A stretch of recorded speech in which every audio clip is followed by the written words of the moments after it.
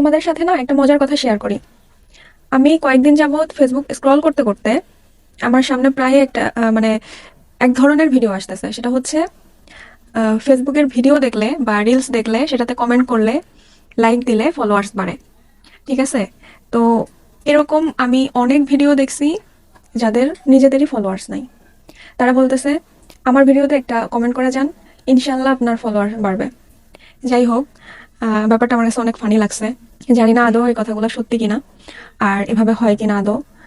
আচ্ছা, অনেকের কাছে নাকি কালো জিরা ভর্তা অনেক তিতা লাগে, এজন্য নাকি তারা খায় না। আমি যেভাবে ভর্তা করি সেটা বলি, আমারটা তিতা লাগে না। আমি এক প্রতিবেশী আন্টির কাছ থেকে শিখছিলাম।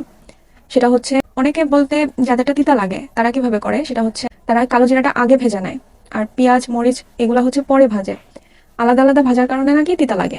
এটা ওই আন্টি আমাকে বলছেন।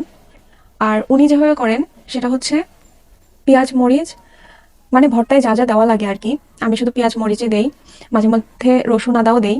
তো একসাথে আর কি ভাজার জন্য একটু পোড়া পোড়া করে ভাজলে একটা সুন্দর ঘ্রাণ আসে। আর না হলেও চলে, সমস্যা হয় না। এটাই বেশি মজা লাগে, তিতা লাগে না।